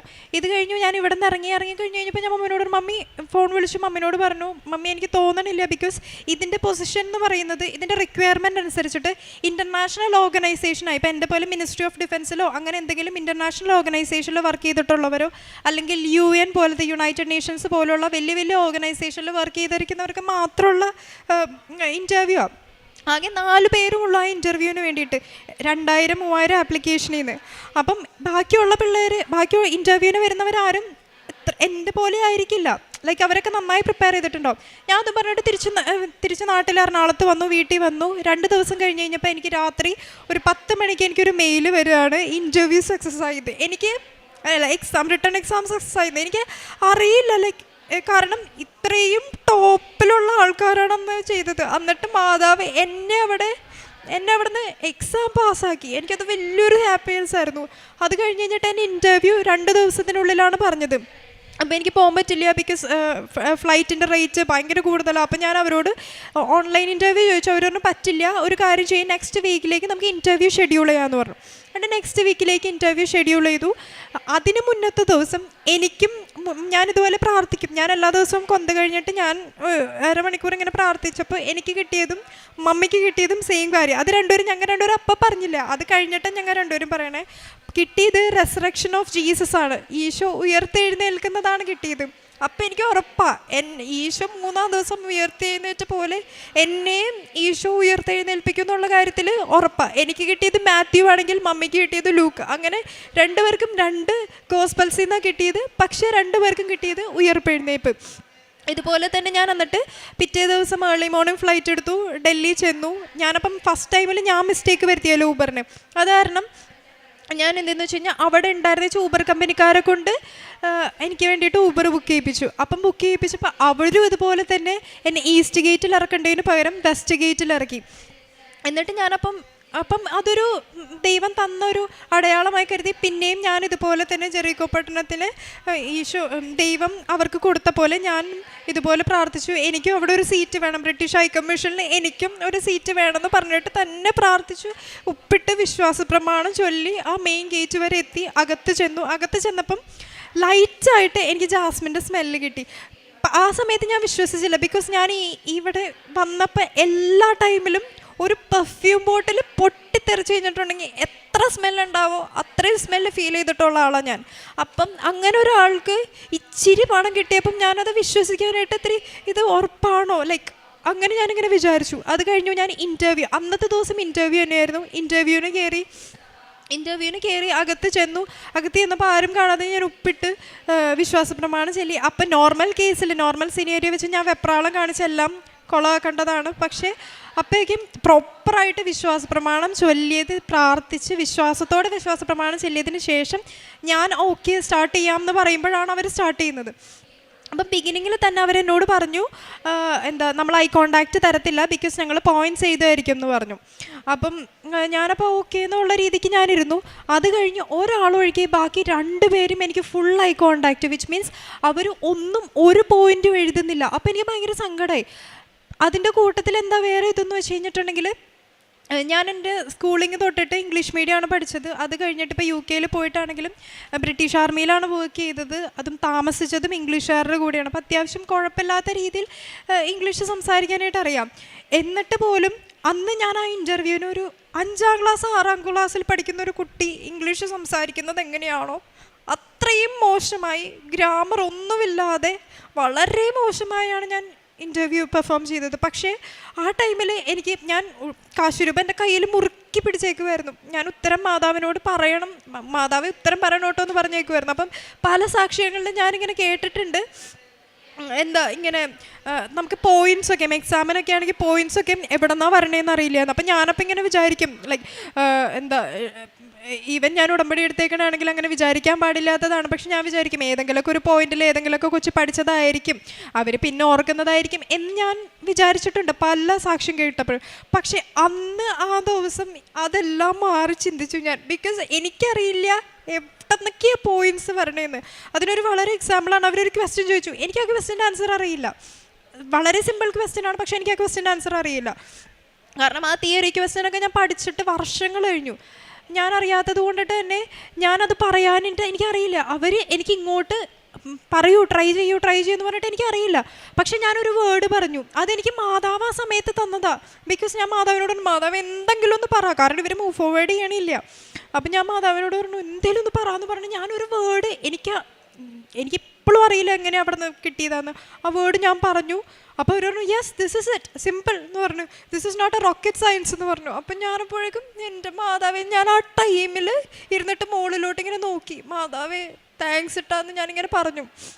അത് കഴിഞ്ഞിട്ട് അവർ ഈ ഇൻ്റർവ്യൂവിന് വിളിക്കുന്നതിന് മുന്നേ എന്നോട് പറഞ്ഞിരുന്നു ഇതൊരു ഹിന്ദിയും കൂടി റിക്വയർഡ് ആയിട്ടുള്ള ഒരു ജോബാണ്. വിച്ച് മീൻസ് ഒബ്വിയസ്ലി ഡൽഹിയിലാണല്ലോ, അപ്പോൾ ഹിന്ദി കൂടി റിക്വയർഡാണ്. ഞാൻ പഠിച്ചത് ഒരു എയ്ഡഡ് സ്കൂളിലാണ്. അപ്പോൾ അതുകൊണ്ടിട്ട് തന്നെ എനിക്ക് വലിയ കാര്യമായിട്ട് ഹിന്ദിയൊന്നും അറിയില്ല. കേട്ടാൽ മനസ്സിലാവും, വായിച്ചാലും മനസ്സിലാവും, പക്ഷെ പറയാൻ എനിക്കറിയില്ല. എന്ന് വെച്ച് കഴിഞ്ഞാൽ ഭയങ്കര ബേസിക് ആയിട്ടുള്ള കാര്യങ്ങളെ എനിക്ക് അറിയുള്ളൂ. അപ്പോൾ ഇവർ ഇൻ്റർവ്യൂ ഇൻവിറ്റേഷൻ വിട്ടപ്പോൾ അതിനകത്ത് പറഞ്ഞിട്ടുണ്ടായിരുന്നു ഹിന്ദി ചിലപ്പോൾ ചോദിക്കുമായിരിക്കുന്നു. പിന്നെ എൻ്റെ ടെൻഷൻ മൊത്തം ഹിന്ദി ആയിരുന്നു, കാരണം ഹിന്ദി അറിയില്ല, അതോടെ വിട്ടുപോകും. അന്ന് ഞാൻ ഇൻ്റർവ്യൂവിൻ്റെ സമയത്ത് ഹിന്ദി ക്വസ്റ്റിന് വേണ്ടി വെയിറ്റ് ചെയ്യുകയാണ്. അന്ന് പക്ഷെ മമ്മി വീട്ടിലിരുന്ന് മാതാവിനോട് മുട്ടിലിന്ന് പ്രാർത്ഥിക്കുവാണ്, ലൈക്ക് ഹിന്ദി ക്വസ്റ്റ്യൻ ചോദിക്കുകയേ ചെയ്യരുതെന്ന്. അതുപോലെ അവരെന്നോടൊന്നും ചോദിച്ചില്ല. അവരാകെ എന്നോട് ചോദിച്ചു ലാസ്റ്റ് ടൈം എന്താ വരാൻ പറ്റാതെ എന്ന് വെച്ച് കഴിഞ്ഞാൽ ഇൻ്റർവ്യൂ ഒക്കെ കഴിഞ്ഞതിന് ശേഷം ചോദിച്ചു എന്താ ലാസ്റ്റ് ടൈം വരാൻ പറ്റാതിരുന്നത്. അപ്പോൾ ഞാൻ പറഞ്ഞു ഞാൻ ആക്ച്വലി ഡൽഹിയിൽ നിന്നുള്ള ബേസ്ഡ് അല്ല എന്ന് പറഞ്ഞു കഴിഞ്ഞപ്പോഴേക്കും അവരുടെ അടുത്ത് ചോദിച്ചു ഓക്കെ എവിടെ നിന്നാന്ന് വെച്ചപ്പോൾ ഞാൻ പറഞ്ഞു കേരളയിൽ നിന്നാന്ന് പറഞ്ഞു. അപ്പോഴേക്കും എന്നോട് ചോദിച്ചു കേരളയിൽ നിന്ന് അപ്പോൾ എന്ന് വന്നു എന്ന് ചോദിച്ചു. ഞാൻ പറഞ്ഞു ഇന്ന് മോർണിംഗ് ഫ്ലൈറ്റ് വന്നു. അപ്പോൾ എപ്പോൾ തിരിച്ചു പോകുമെന്ന് വെച്ചപ്പോൾ ഈവനിങ് ആഫ്റ്റർനൂൺ ഫ്ലൈറ്റ് ഞാൻ തിരിച്ചു പോകുമെന്ന് വെച്ചപ്പോൾ എന്നോട് ഒരു സാർ ചോദിച്ചു ഹിന്ദി അറിയുമോ എന്ന് ചോദിച്ചു. അപ്പം ഞാൻ കള്ളം പറയാനൊന്നും പോയില്ല. ഞാൻ പറഞ്ഞു ഹിന്ദി വായിക്കുമ്പോഴും എനിക്കറിയാം, എനിക്ക് മനസ്സിലാവുകയും ചെയ്യും എന്ന് പറഞ്ഞു. ഞാൻ പറയണ കാര്യമൊന്നും പറഞ്ഞില്ല, ഇത്രേ പറഞ്ഞുള്ളൂ. അപ്പോൾ എൻ്റെ അടുത്ത് പറഞ്ഞു ഓക്കെ എന്ന് പറഞ്ഞു. അത് കഴിഞ്ഞിട്ട് ഞാനിതുപോലെ ഇറങ്ങിയപ്പോഴാണെന്നുണ്ടെങ്കിലും താങ്ക്സ് പറഞ്ഞിട്ട് അവിടെ ഒരു നുള്ളുപ്പും കൂടി ഇട്ട് വിശ്വാസ പ്രമാണം ചെല്ലിയതിന് ശേഷമാണ് ഞാൻ അവിടെ നിന്ന് ഇറങ്ങുന്നു, പുറത്തോട്ട് പോരുന്നു. അപ്പോഴും ഞാൻ എൻ്റെ കോൺസെപ്റ്റിൽ എന്താ, ഞാൻ ഒരു ബ്രിട്ടീഷ് എംബസിയിൽ പോകുമ്പോൾ അവർക്ക് ബേസിക് ആയിട്ടുള്ള അവർക്ക് 90% കോൺവെർസേഷൻസും ഇംഗ്ലീഷിലായിരിക്കും. അപ്പോൾ ഇങ്ങനെ പൊട്ടത്തരം പറയുന്ന ഒരു നോൺസെൻസ് മാത്രം പറയുന്ന ഒരാൾ, ഒരു ഗ്രാമർ മിസ്റ്റേക്ക് ഓടെ പറയുന്ന ഒരാൾ അവരെ ചൂസ് ചെയ്യില്ല ഡെഫിനറ്റ്ലി. എന്നാലും ഞാൻ എൻ്റെ മാതാവിൽ വിശ്വസിച്ചു. അതുപോലെ ഞാൻ എപ്പോഴും മാതാവിനോട് പറയും മാതാവേ ജൂൺ 7 എൻ്റെ ബർത്ത്ഡേ ആണ്. അപ്പം എനിക്ക് എല്ലാവരുടെയും സാക്ഷ്യത്തിൽ കേട്ടിട്ടുണ്ട് അവർക്കൊക്കെ ബർത്ത്ഡേ ഗിഫ്റ്റ് കിട്ടിയത്, എനിക്ക് ബർത്ത്ഡേ ഗിഫ്റ്റ് തരണം, എനിക്ക് നിർബന്ധമായിട്ട് തരണം. അതുപോലെ ജൂൺ 2 ഞാൻ ഇൻ്റർനാഷണൽ ആയിരുന്നതുകൊണ്ട് എൻ്റെ ഉടമ്പടി 6 മാസമാണ്. അപ്പം ജൂൺ 2 എൻ്റെ ഉടമ്പടി തീരും. അപ്പം ജൂൺ 2 മുന്നേയും എനിക്ക് റിസൾട്ട് എനിക്ക് ജോലി തരണം, ഇങ്ങനെ ഞാൻ പറഞ്ഞിട്ടുണ്ടായിരുന്നു. അപ്പോൾ അത് കഴിഞ്ഞിട്ട് ഞാൻ തിരിച്ച് നാട്ടിൽ വന്നു. അന്ന് തന്നെ തിരിച്ചു പോന്നു, വീട്ടിൽ വന്നു. അത് കഴിഞ്ഞിട്ട് രണ്ട് ദിവസം കഴിഞ്ഞപ്പോൾ എന്നെ അവിടെ നിന്ന് ഒരു HR വിളിച്ചേക്കാണ്, ഹെഡ് ഓഫ് ഫൈനാൻസിനൊന്ന് സംസാരിക്കണം എന്ന് പറഞ്ഞു. കാഷ്വലായിട്ടുള്ള സംസാരം എന്നാണ് പറഞ്ഞത്. അപ്പം 10:30 പറഞ്ഞു. 10:30 പറഞ്ഞു കഴിഞ്ഞിട്ട് കുറച്ച് നേരം കഴിഞ്ഞപ്പോൾ എന്നെ വിളിച്ചിട്ട് പറഞ്ഞു 2:30 പറഞ്ഞു. അപ്പം അമ്മ പ്രത്യക്ഷപ്പെട്ട സമയം 2:30. അപ്പം ഞാൻ കൺഫേം ആക്കി ദിസ് ഇസ് ഫോർ മീ എന്ന് ഞാൻ കൺഫേം ആക്കി. ഇൻ്റർവ്യൂവിന് കയറി, ഓൺലൈനായിരുന്നു. അതും എന്താ എന്നെ അങ്ങോട്ട് വിളിപ്പിക്കാതെ ഞാൻ കേരളയിൽ നിന്നൊരു കാഷ്വൽ കോൺവെർസേഷനിൽ ചോദിച്ചത് കൊണ്ട് മാത്രം എനിക്ക് ഓൺലൈനാക്കി തന്നു. അതിനകത്ത് ഹെഡ് ഓഫ് ഫൈനാൻസും ഡെപ്യൂട്ടി ഹെഡ് ഓഫ് ഫൈനാൻസും ഉണ്ടായിരുന്നു. 2 പേരും എന്നോട് ക്വസ്റ്റ്യൻ ചോദിച്ചു. ഞാൻ പറയുന്ന ഒരു ക്വസ്റ്റ്യനും അവർ സാറ്റിസ്ഫൈഡ് അല്ല, കാരണം ആ ക്വസ്റ്റ്യൻ്റെ വൺ ആഫ്റ്റർ അനദർ അവരിങ്ങനെ ചോദിച്ചുകൊണ്ടേ ഇരിക്കുകയായിരുന്നു. അപ്പം ഞാനപ്പോൾ എനിക്കൊരു ഇതുമില്ല. ഞാനോ ശരി ഓക്കെ ഇത് ചെയ്തു, ഇൻ്റർവ്യൂ കഴിഞ്ഞു, കംപ്ലീറ്റ് ചെയ്തു. അപ്പം ഇതിൻ്റെ മീൻ ടൈമിൽ ഞാൻ എറണാകുളത്തെ വളരെ ഫേമസ് ആയിട്ടുള്ള ഒരു കോളേജിൽ അസിസ്റ്റൻറ്റ് പ്രൊഫസർ വേക്കൻസിയിൽ ഞാൻ അപ്ലൈ ചെയ്തു. എനിക്ക് ജോലി കിട്ടി. ഞാൻ 2021 ഇവിടെ കേരളത്തിലും ഒരു മാസ്റ്റേഴ്സ് എടുത്തിട്ടുണ്ട്. അപ്പോൾ ആ ടൈമിൽ തന്നെ ഞാൻ നെറ്റ് ക്ലിയർഡാണ്. അപ്പോൾ ആ ടൈമിൽ എനിക്ക് ഇൻ്റർവ്യൂ കിട്ടി, ക്ലിയറായി. അപ്പം എനിക്ക് ജൂൺ 1 അവിടെ ജോയിൻ ചെയ്യണം. അപ്പം ഞാനിങ്ങനെ പ്രാർത്ഥിക്കുകയാണ്, മാതാവേ എൻ്റെ കാര്യങ്ങളൊന്നും ആയില്ലല്ലോ എന്നൊക്കെ ഇങ്ങനെ ഞാൻ പ്രാർത്ഥിച്ചുകൊണ്ടിരിക്കുകയാണ്. അത് കഴിഞ്ഞിട്ട് ഞാൻ ജൂൺ 1 തലേ ദിവസം, അപ്പോൾ പിറ്റേ ദിവസം എനിക്ക് ജോയിൻ ചെയ്യണം. മെയ്യിൽ മെയ് ലാസ്റ്റ് ഡേയിൽ ഞാനിങ്ങനെ കൊന്തെത്തിച്ചതിന് ശേഷം ഞാനിങ്ങനെ പ്രാർത്ഥിക്കുമ്പോൾ എനിക്കിങ്ങനെ എന്താ പറയുക, എൻ്റെ മനസ്സിലിങ്ങനെ പറയാണ്, നിന്നെ തോൽപ്പിക്കാനാണെങ്കിൽ ഞാൻ ആദ്യമേ തോൽപ്പിക്കുമായിരുന്നു, നിന്നെ ജയിപ്പിക്കാൻ തന്നെ ഉള്ളതാ എന്ന് പറഞ്ഞിട്ട് എനിക്ക് ഡിലൈറ്റഡ് എന്ന് പറഞ്ഞൊരു വേർഡ് എൻ്റെ മനസ്സിലിങ്ങനെ കാണിച്ചു തരിക. അപ്പം നോർമലി ഒരു ഓഫർ ലെറ്ററിൽ ഉണ്ടാവുക we are please to inform you എന്നാണ് ഉണ്ടാവുക. അപ്പം ഞാനപ്പം എൻ്റെ ചേച്ചിനോട് പറഞ്ഞു, അവൾക്ക് അങ്ങനെ വിശ്വാസമൊന്നുമില്ല, അപ്പം ഞാൻ അവളോട് പറഞ്ഞു we are delighted to inform you എന്നായിരിക്കും എൻ്റെ ഓഫർ ലെറ്ററിൽ, നീ നോക്കിക്കോ എന്ന് പറഞ്ഞു. എന്നിട്ട് ഞാൻ ഇത് കഴിഞ്ഞു, കോൺവെർസേഷനൊക്കെ കഴിഞ്ഞു. പിറ്റേ ദിവസം ജൂൺ ഫെസ്റ്റിന് ജോലിക്ക് ഇവിടെ അസിസ്റ്റൻറ്റ് പ്രൊഫസറായിട്ട് ജോലിക്ക് ജോയിൻ ചെയ്തു. അവിടെ ചെന്ന് കഴിഞ്ഞപ്പോഴേക്കും ഇങ്ങനെ HOD കാഷ്വൽ കോൺവെർസേഷനിൽ പറഞ്ഞു കോൺട്രാക്റ്റ് സൈൻ ചെയ്യണം, 1 ഇയർ കോൺട്രാക്റ്റാണ്, ബോണ്ട് ഉണ്ട് എന്ന് പറഞ്ഞു. കാരണം അത് ഗവൺമെൻറ് ഗസ്റ്റ് റോളായിരുന്നു. അപ്പോൾ ആ ജോബ് കിട്ടാനായിട്ട് വലിയ എന്താ പറയുക ഉടമ്പടിയുടെ ആവശ്യമില്ല. ബിക്കോസ് അച്ഛൻ പറയാറുള്ളത് പോലെ അതിനൊരു നൊവേന എത്തിച്ച് കിട്ടേണ്ട കാര്യമേ ഉള്ളൂ. അതൊരു ഗസ്റ്റ് റോളാണ്. പിന്നെ എനിക്ക് ഉണ്ടായിരുന്ന ഒരു ആഗ്രഹം എന്ന് പറയുന്നത് UK ഗവൺമെൻറ് ജോബാണ്. ബിക്കോസ് എന്നാലേ എനിക്ക് അന്ന് എൻ്റെ UK എനിക്ക് ആർമി ജോബ് തന്നതിന് ഒരു റീസൺ ഉണ്ടാവുള്ളൂ. അപ്പം ഈ പറയുന്ന അസിസ്റ്റൻറ്റ് പ്രൊഫസർ ജോബ് വലിയ കാര്യമുള്ള കാര്യമല്ല. അപ്പം ഞാനത് കാരണം എന്നാലും പോയി അവിടെ വെച്ചിട്ട് അവർ പറഞ്ഞു കഴിഞ്ഞപ്പോഴേക്കും ഞാൻ അവിടെ നിന്ന് പ്രാർത്ഥിക്കുകയാണ്, കർത്താവേ എനിക്ക് എനിക്കിന്ന് ഉത്തരം തരണം എന്നൊക്കെ ഞാനിങ്ങനെ ഇരുന്ന് പ്രാർത്ഥിക്കുകയാണ്. ക്ലാസ്സിൽ വെച്ചിട്ടും പ്രാർത്ഥിച്ചു. അത് കഴിഞ്ഞ് കഴിഞ്ഞിട്ട് ഞാൻ അവിടെ നിന്ന് കോളേജിൽ നിന്ന് തിരിച്ച് വന്ന വഴിക്ക് എനിക്കൊരു മെയിൽ വന്നേക്കാണ്, we are delighted to inform you. ആ exact word we are delighted to inform you എന്നും പറഞ്ഞിട്ട് എനിക്ക് മെയിൽ വന്നേക്കുന്നു. Offer letter, conditional offer letter വന്നിരിക്കുന്നു. ഇപ്പം ഈ ഒരു പോയിന്റിൽ എനിക്ക് എപ്പോഴും ഭയങ്കര ആഗ്രഹമാണ് ഈ എസെൻസ് ഓഫ് കവനൻ്റ് ആയിട്ടുള്ള 4 പോയിന്റ്സും, അതായത് എന്താ not my merit but by grace, അതുപോലെ തന്നെ time shortness, presence of like God, പിന്നെ അതുപോലെ തന്നെ ലൈറ്റ് വെയ്റ്റ്നെസ്, ഇതെല്ലാം എൻ്റെ ഉടമ്പടി സാക്ഷ്യത്തിൽ ഉണ്ടാവണം എന്ന് എനിക്ക് വളരെ നിർബന്ധം ഉണ്ടായിരുന്നു. ഞാൻ എന്നും പ്രാർത്ഥിക്കും, അതിനു വേണ്ടി പ്രാർത്ഥിക്കുമായിരുന്നു. And not my merit but by grace ഫസ്റ്റിൽ തന്നെ ക്ലിയർ ആയി. ബിക്കോസ് അത്രയും പൊട്ടത്തരങ്ങൾ പറഞ്ഞ ഒരാളെ അവർ സെലക്ട് ചെയ്യണമെന്നുണ്ടെങ്കിൽ അത് മാതാവ് ഈശോയോട് ചോദിച്ച് മേടിച്ചത് തന്നെയാണെന്ന് എനിക്ക് ഉറപ്പാണ്. പിന്നെ അതുപോലെ തന്നെ എല്ലാ കാര്യങ്ങളും വളരെ ലൈറ്റ് വെയ്റ്റ് ആയിട്ട് എനിക്ക് എല്ലാ പോയിൻറ്സും ഒക്കെ പറഞ്ഞു തന്നു. പിന്നെ എനിക്ക് പ്രസൻസും കിട്ടി, ജാസ്മിൻ ഫ്ലവറും കിട്ടി. ഇപ്പം ഈ 3 പോയിൻറ്സും എൻ്റെ കാര്യത്തിലെല്ലാം നടന്നു. അത് കഴിഞ്ഞ് ഇതിനകത്ത് എൻ്റെ കണ്ടീഷൻ ഉണ്ടായിരുന്ന വെച്ചെന്ന് പറഞ്ഞു കഴിഞ്ഞാൽ പോലീസ് ക്ലിയറൻസ് കറക്റ്റ് ആയിരിക്കണം, അതായത് യാതൊരു തരത്തിലുള്ള പ്രശ്നം ഉണ്ടാവരുത്. പിന്നെ അതുപോലെ അവിടെ നിന്ന് റെഫറൻസ്, ഏതൊക്കെ ഓഫീസിലാണ് വർക്ക് ചെയ്തിരുന്നത് വെച്ചാൽ അവിടെ നിന്ന് റെഫറൻസൊക്കെ കിട്ടണം. അപ്പം ജൂൺ 1 എനിക്ക് ഈ റിസൾട്ട് വന്നു. ജൂൺ 2 എൻ്റെ ഉടമ്പടി പുതുക്കുന്ന ദിവസമാണ്. അപ്പം ഞാൻ ഇവിടെ വന്നു, മാതാവിനോട് പറഞ്ഞു, മാതാവേ താങ്ക്സ് പറഞ്ഞു. പക്ഷേ എനിക്ക് കണ്ടീഷണൽ ആയതുകൊണ്ടിട്ട് തന്നെ എനിക്കിവിടെ സാക്ഷ്യം പറയാൻ പറ്റിയില്ല. ജൂൺ 2 തന്നെ ഞാൻ വന്നു പറഞ്ഞു. ആൻഡ് അപ്പം ഞാൻ ആഗ്രഹിച്ച പോലെ എൻ്റെ ഉടമ്പടി പുതുക്കുന്നതിന് മുന്നേ എനിക്ക് മാതാവ് ഒരു ആൻസർ തന്നു. ജൂൺ 7 എൻ്റെ ബർത്ത്ഡേ ആയിരുന്നു, എനിക്ക് ബർത്ത്ഡേ ഗിഫ്റ്റ് തന്നു. പിന്നെ എൻ്റെ പ്രോസസ്സ് സ്റ്റാർട്ട് ചെയ്തു.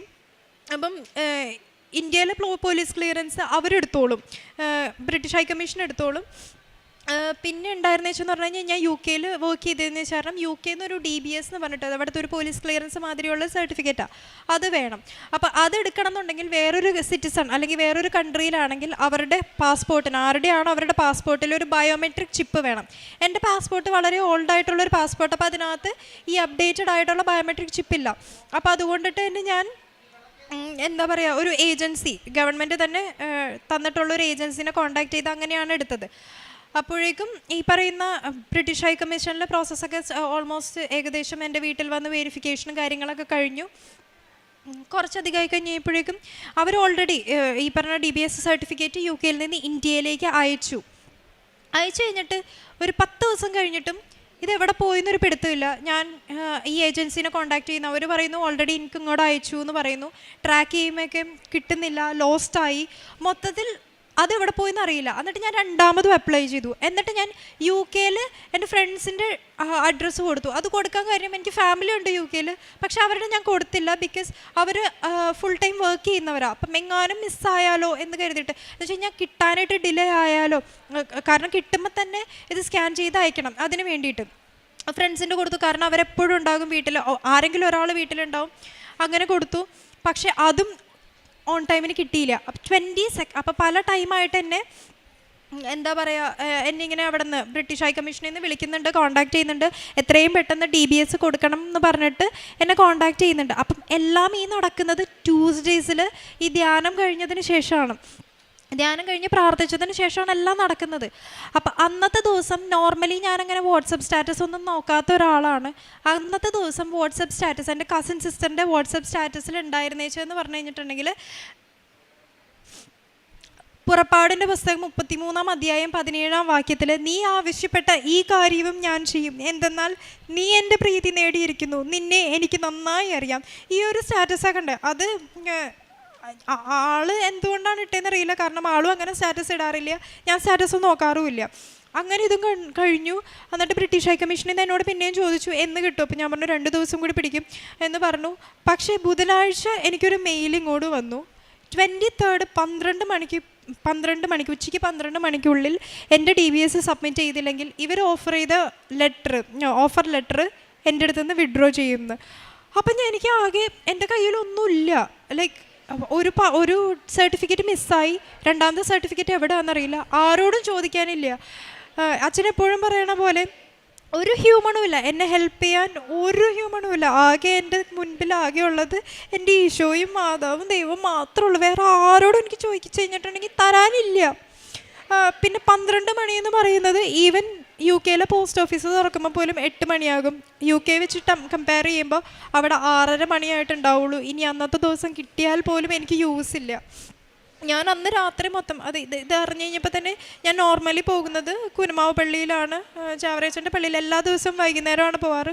ആസ് യൂഷ്വൽ ഞാൻ പള്ളിയിൽ പോയി. ഞാൻ ഭയങ്കര സങ്കടമായി. ബിക്കോസ് ഞാൻ 7 മാസം എല്ലാവരെയും എഗെയിൻസ്റ്റായിട്ട് എന്നെ മാതാവ് രക്ഷിക്കും, എൻ്റെ മാതാവ് എനിക്ക് നല്ല ജോലി തരും എന്ന് ഞാൻ എല്ലാവരോടും പറഞ്ഞിട്ട് ലാസ്റ്റ് മൊമെൻറ്റിൽ എൻ്റെ മുമ്പിൽ നിന്ന് പോയാൽ ഞാൻ അതിലെന്തോ തെറ്റ് ചെയ്തിട്ടാണ്, അല്ലെങ്കിൽ ഞാൻ ഉടമ്പടി പ്രോപ്പറാവും, ഞാനാണെന്നുണ്ടെങ്കിൽ ഉടമ്പടി എത്ര ബെറ്ററാക്കാം എന്ന് വിചാരിച്ച് ചെയ്യുന്ന ഒരാളാണ്. അപ്പോൾ എനിക്കാണെന്നുണ്ടെങ്കിൽ സങ്കടം വന്നിട്ട് വയ്യായിരുന്നു. പക്ഷെ എന്നാലും ഞാൻ പള്ളിയിൽ പോയി പ്രാർത്ഥിച്ചു. എനിക്ക് കുറേ ആ ടൈമിൽ കോൾ വരുമായിരുന്നു, എന്നാലും സാരിയില്ല, ഞാൻ പള്ളിയിൽ പോയി പ്രാർത്ഥിച്ചു, തിരിച്ചു വന്നു. ഞാൻ ഫുൾ ടൈം ചോദിച്ചു എന്താ ഇങ്ങനെ ഇത്രയും ഈ ലാസ്റ്റ് എനിക്കൊരു ഈ കോട്ട് വരും എക്സഡസിൻ്റെ 33:11 വരെ കിട്ടിയിട്ടും എന്തുകൊണ്ട് ഇങ്ങനെയെന്നൊക്കെ ഞാൻ ചോദിച്ചു. രാത്രി മൊത്തം ഇരുന്ന് പ്രാർത്ഥിച്ചു. മമ്മിയാണെന്നുണ്ടെങ്കിൽ ആ ടൈമിൽ എൻ്റെ കൺമുമ്പിൽ ഉണ്ടായിരുന്നു വെച്ചത് ഒരു സാക്ഷി ഉണ്ടായിരുന്നു, ഒരു കാനഡയിലൊരു ചേച്ചി. ആ ചേച്ചിയുടെ ലാസ്റ്റ് തീരണേൻ്റെ ലാസ്റ്റ് മൊമെൻറ്റിൽ ആ ചേച്ചിക്ക് കിട്ടുന്നത്. പിന്നെ ഞാൻ കേൾക്കുന്ന എല്ലാ സാക്ഷിയും, രാത്രി കേട്ട എല്ലാ സാക്ഷിയും ഈ ജോലിയുടെ തടസ്സം മാറിയതും അവർക്ക് കിട്ടിയതും, അതുപോലെ തന്നെ ജോമോൾ സിസ്റ്ററിൻ്റെ ലിവിങ് ഒറാക്കിളിലത്തെ എപ്പിസോഡ് 47-ലും സിസ്റ്റർ പറയുന്നുണ്ടായിരുന്നു ഒരു ചേച്ചിക്ക് ആ ചേച്ചിയുടെ ജോലിയും ബാക്കി എല്ലാവരുടെയും ജോലിയും പോകുമായിരുന്നു, പക്ഷേ ഈ ചേച്ചിക്ക് മാത്രം ജോലി പോയില്ല. അപ്പം ഇങ്ങനെയൊക്കെ പറഞ്ഞു കേട്ടപ്പോഴും ഞാനാകെ ലൈക്ക് എങ്ങനെ പോസിബിൾ ആവണേ, കാരണം 12 മണി ടൈം എൻ്റെ കയ്യിലില്ല. പിറ്റേ ദിവസം രാവിലെ എണീറ്റു, ഇതുപോലെ തന്നെ പ്രാർത്ഥനയൊക്കെ കഴിഞ്ഞു. 11:30 ആയപ്പോഴേക്കും, ഒരു 11:20 ആയപ്പോഴേക്കും എൻ്റെ മനസ്സിലിങ്ങനെ പറയാം, ലൈക്ക് എൻ്റെ ചേച്ചി അതിന് മുന്നത്തെ ദിവസം പറഞ്ഞിരുന്നു നിനക്ക് ഏതെങ്കിലും ഓഫീസിലൊക്കെ ഒന്ന് ചോദിച്ചൂടെ എന്നൊക്കെ ചോദിക്കുന്നുണ്ടായിരുന്നു. അപ്പം ഞാൻ അപ്പോഴേക്കും എല്ലായിടത്തും ചോദിച്ചു കഴിഞ്ഞു. ഇനി ഒരു ഹ്യൂമൻ്റെയും കയ്യിലില്ല, കാരണം ഒരെണ്ണം UK നിന്ന് പോന്നു, എവിടെയാണ് പോയെന്നറിയില്ല. രണ്ടാമത്തത് UK പക്ഷെ എവിടെയാണെന്നറിയില്ല. അങ്ങനത്തെ ഒരു സിനീറിയോ വന്നു കഴിഞ്ഞപ്പോൾ എനിക്കിനി ഒന്നുമില്ല എൻ്റെ കയ്യിൽ. പിന്നെ ഞാൻ മമ്മീനോട് രാവിലെ പറഞ്ഞു, മമ്മി ഞാനൊന്ന് പോസ്റ്റ് ഓഫീസ് വരെ പോയി നോക്കിയിട്ട് വരാം, ഇനി അവിടെ ഉണ്ടോ അറിയില്ല, വെറുതെ ഒന്ന് പോയി നോക്കിയേക്കാം, അവിടെ നോക്കാതിരിക്കണ്ടല്ലോ എന്ന് വിചാരിച്ചിട്ട് ഞാൻ പോസ്റ്റ് ഓഫീസിൽ പോയി. അവിടെ ചെന്ന് കഴിഞ്ഞപ്പോൾ തന്നെ എൻ്റെ ട്രാക്കിംഗ് നമ്പർ കൊടുത്തു. അവർ പറഞ്ഞു ഇങ്ങനൊരു ട്രാക്കിംഗ് നമ്പർ കിട്ടിയിട്ടില്ല, ഇന്ത്യയിലേ റീച്ച് ആയിട്ടില്ല, ബിക്കോസ് ആ ട്രാക്കിംഗ് നമ്പർ UK നിന്ന് ട്രാക്ഡ് ആയിട്ടില്ല. അത് കഴിഞ്ഞ് കഴിഞ്ഞിട്ട് അതെവിടെയോ ലോസ്റ്റായി അങ്ങനെ പറഞ്ഞു. അത് കഴിഞ്ഞ് കഴിഞ്ഞപ്പോഴേക്കും എന്നോട് പറഞ്ഞു ആ ട്രാക്കിംഗ് നമ്പർ ഫോൺ നമ്പർ ഇങ്ങോട്ടായോ, ഞങ്ങൾ നോക്കിയിട്ട് വിളിക്കാം എന്ന് പറഞ്ഞു. അപ്പോൾ ഞാൻ ആ ചേട്ടനെ എന്നോട് ചോദിച്ചപ്പോൾ ആ ചേട്ടനോട് ഞാൻ പറഞ്ഞു, ചേട്ടാ ഇന്ന് 12 മണിക്ക് മുന്നേ കിട്ടിയില്ലെങ്കിൽ എനിക്കിതുകൊണ്ട് ഒരു യൂസും ഇല്ല എന്ന് പറഞ്ഞിട്ട് ഞാൻ ആ ചേട്ടനോട് ഇങ്ങനെ നോക്കി നിൽക്കുകയാണ്. അപ്പോൾ ആ ചേട്ടനും അതുപോലെ തന്നെ ഓഫീസിലെ എല്ലാ ഓഫീസ് സ്റ്റാഫിനും എൻ്റെ സങ്കടം എൻ്റെ മുഖത്തുണ്ട്. അത് കണ്ടിട്ട് സഹിക്കാൻ പറ്റാഞ്ഞിട്ട് ആ ഓഫീസ് ഒരു പോസ്റ്റ് ഓഫീസ് മറിച്ച് തിരിച്ചിട്ട് നോക്കൽ തുടങ്ങി. 11:20 ഞാൻ അവിടെ ചെന്ന് ഇത് ചോദിക്കുന്നത്. 11:35 ഓർഡിനറി പോസ്റ്റിൽ നിന്ന് എൻ്റെ പോസ്റ്റ് DBSൻ്റെ UK നിന്ന് മിസ്സായ സർട്ടിഫിക്കറ്റ് അവർക്ക് കിട്ടുക. ലൈക്ക് ഒരു ചാൻസും ഇല്ല. കാരണം അത് ട്രാക്ഡ് അല്ല, എവിടെയാ മിസ്സായേക്കണേന്ന് പോലും അറിയില്ല. അവരുടെ കയ്യിൽ 17-ാം തീയതി കിട്ടിയതാണ്, പക്ഷെ അത് ഓർഡിനറിയിൽ അത് അവർ സോർട്ട് ചെയ്തിട്ടിട്ട് മിസ്സായി. എന്നിട്ട് എനിക്കിനി ആകെ എൻ്റെ മുമ്പിൽ 10-15 മിനിറ്റേ ഉള്ളൂ, 12 മണിയായി. അതാണ് എനിക്ക് ടൈം ഷോർട്ട്നെസ് എന്ന് പറഞ്ഞിട്ട് എനിക്ക് ആ ഒരു ഈ കവനൻ്റിലത്തെ എസെൻസിലായിട്ടുള്ള ലാസ്റ്റ് എസെൻസ് ആയിട്ടുള്ള എന്താ പറയുക ടൈം ഷോർട്ട്നെസ് ആയിരുന്നു എൻ്റെ അടുത്ത് മിസ്സായിരുന്നു വെച്ചത്. ലൈക്ക് അതിനും കൂടിയാണ് ഞാൻ എപ്പോഴും പ്രാർത്ഥിച്ചിരുന്നത് വെച്ചാൽ 4 വേണമെന്ന്. ആ 4-ാമത്തെയും തന്ന് മാതാവിനെ അനുഗ്രഹിച്ചു. അത് കഴിഞ്ഞിട്ട് എനിക്ക് നെറ്റ്വർക്ക് കിട്ടുന്നില്ല. അപ്പോൾ അവിടുത്തെ തന്നെ ഒരു ചേട്ടൻ, ആ ചേട്ടൻ്റെ തന്നെ വൈഫൈ യൂസ് ചെയ്ത് സ്കാൻ ചെയ്ത് ഞാൻ ഡോക്യുമെൻ്റ് സെൻഡ് ചെയ്തു. 12 മണിക്ക് മുന്നേ 11:45 ബാക്കി 15 മിനിറ്റ് ബാക്കി നിർത്തി ഞാൻ അവർക്ക് ഡോക്യുമെൻറ്റ്സ് അയച്ചു. അത് കഴിഞ്ഞ് അവർ ഓക്കെ ഹാപ്പിയായി. അത് കഴിഞ്ഞ് എനിക്ക് വെള്ളിയാഴ്ച, അതായത് വെള്ളിയാഴ്ച ഇന്നലെ എനിക്ക് മെയിൽ വന്നു. ഓഗസ്റ്റ് 3 ബ്രിട്ടീഷ് ഹൈക്കമ്മീഷനിൽ ഫൈനാൻസ് ഓഫീസറായിട്ട് എന്നെ മാതാവ് ഉയർത്തി. ഈശോയോട് പറഞ്ഞ് എന്നെ ഉയർത്തി.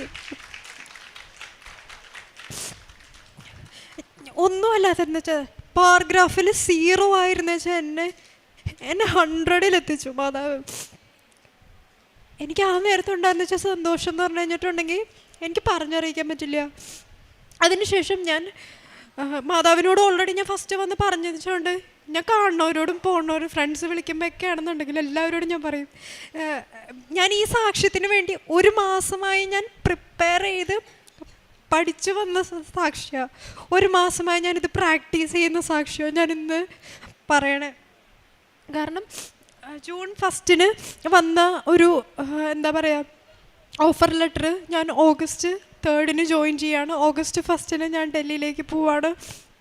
എനിക്ക് ഉറപ്പാണ്, ഇപ്പം കുറേ പേരും ചോദിക്കും, എനിക്ക് ഉറപ്പാണ് ലൈക്ക് ഡൽഹി അത്ര സേഫ് അല്ല, പക്ഷെ എൻ്റെ മാതാവ് ഉണ്ടാവും അവിടെ എന്നെ സേഫാക്കാൻ.